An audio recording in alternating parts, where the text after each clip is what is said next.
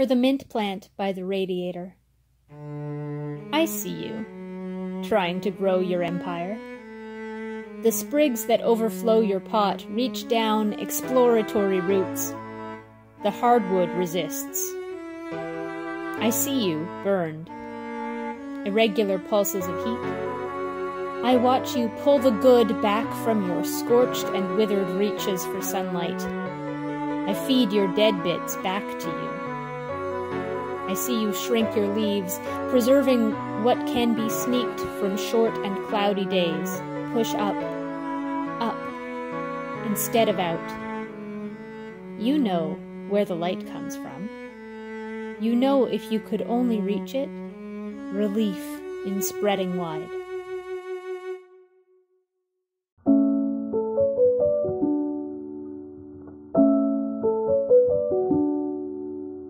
Astronauts have therapists. Do they describe the grief that builds in atrophying muscles?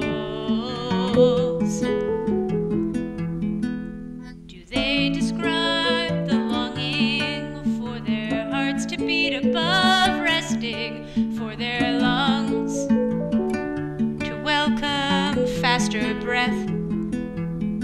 Or is it worth it for the weightlessness, the more than sky-high view? Is it worth it for the weightlessness, the float? Do astronauts have therapists? They can put their finger on a porthole window, mark their city, country, continent. Are they rewarded with this joy?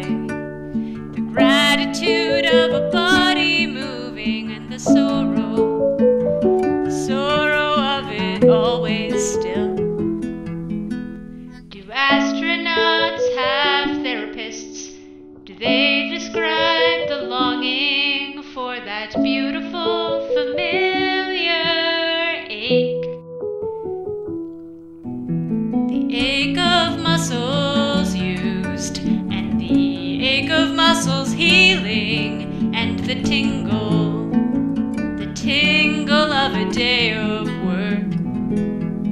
Or is it worth it for the weightlessness, the more than sky-high view? Is it worth it for the weightlessness, the float?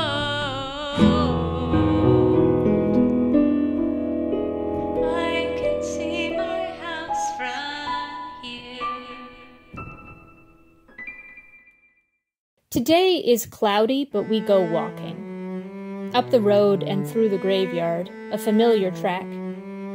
Past the gate, the juniper's green blotches on the soft brown of winter-barren brush. He lights a smoke, shields the flame from the wind.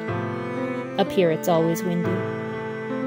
I aim my steps toward a rock left here by some ancient glacier, dusted with lichen. I sit, and the stone cold seeps through my jeans. He sits too, our eyes fixed on waves bluer than the sky. A burst. We cry out to each other, point. It's there for sure. A blow and then a fin, black and shining, peeking over crests of waves. Another. In the opposite direction, there are two of them. No, three at least. And it must mean the capelin are inshore. The pod fishing like this, lazily.